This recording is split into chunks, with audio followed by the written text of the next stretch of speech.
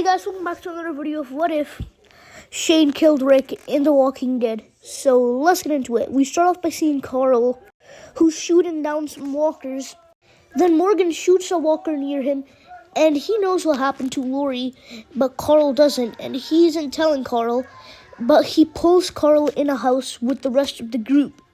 Morales tells the group that if Negan finds out me and Shane are gone, he'll come looking for us, and then he'll come here and tear the walls apart of Alexandria.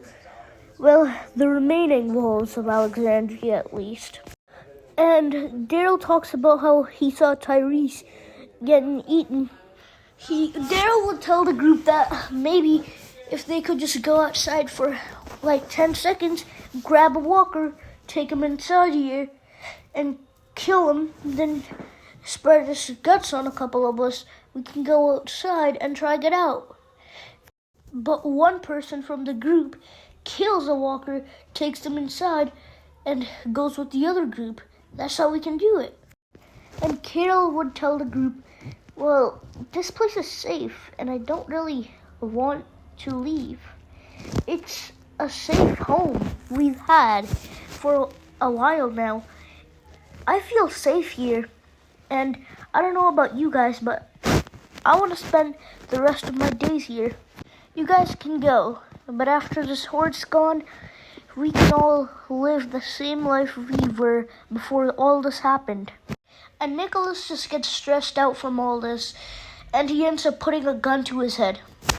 And he tells the group he doesn't want to die from those things out there. He doesn't want to be ripped apart. He wants to live a happy life, but he'd rather die than be ripped apart and suffer out there. Aiden says, hey, Nicholas, relax, buddy. Just put the gun away and we can talk this through. And then Shane tells the group, y'all want to make it? We ain't gonna make it in here. If you guys want to survive this one, we gotta go out there and fight for it. I know, it seems stupid, but that's the best we can do right now. Look at how many of us there are trapped in one little house in Alexandria. We're not gonna all make it. And if Negan shows up, and that's a if he shows up, he's probably gonna kill a lot of us after he kills the walkers. So we need to think of a way out.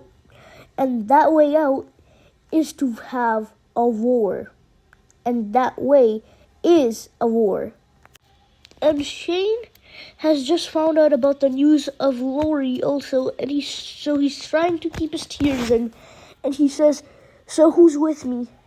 And the entire group agree with Shane, and they go out there and they do as Shane says. Fight together as one. Stand together strong and brave. Have your friends' backs.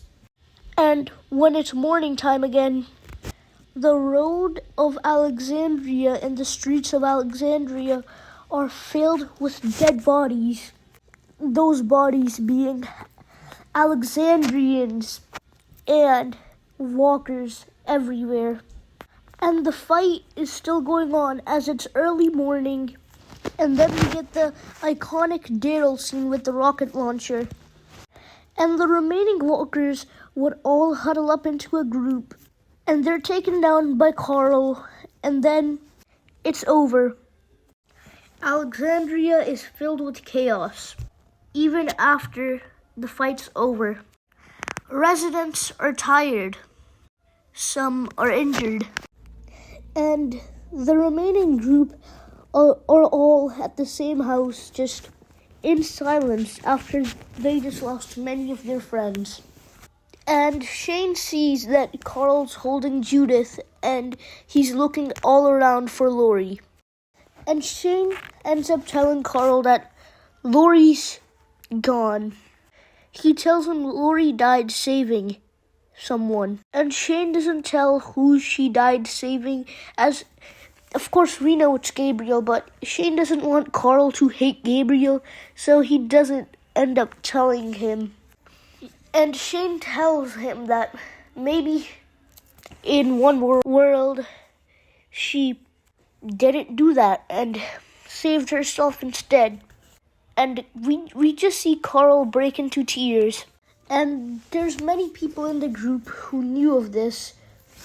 After Carl finds out about Lori, we just see scenes of injured characters and how destroyed Alexandria really is. And after all this has happened, Merle and Daryl would go on a supply run a few months after this incident had happened. And they both would find a truck. And when they'd get in, they'd see it's filled with supplies. And when they're about to start driving away, they hear some noises outside the truck. So they go and check, and it's a guy standing there. And that person tells them his name. And his name is Paul Rovia, but his friends call him Jesus. And he'd say he came here because of his community being low on supplies. So he was here to do a supply run, just like you guys. And he says, I'm getting chased on by walkers. And Daryl and Merle would ask, how many? And Jesus says, once it gets to the double digits, I start running. And Merle tells him, all right then. Well, good luck, man. And when they're back in the truck, they hear something go off. They get out of the truck, and when they're looking from where the noise came from, when they look behind them, Jesus has stolen their truck and dipped. And Merle and Daryl would both run after it. And eventually, when they catch up to Jesus, they aim their guns at him. Merle and Daryl tell him, if he comes near us one more time or even tries anything, you will die. And they tie him up and leave him in the middle of the road. And when they start driving, they hear some banging on the roof of the truck. And Merle, the one who's driving, just stops the vehicle in an empty field with walkers. And Merle gives a hard brake to the car. And when this happens, Jesus goes flying off the roof. And he falls down to the ground. Then Daryl would chase after him in the field, while Merle is in the truck watching.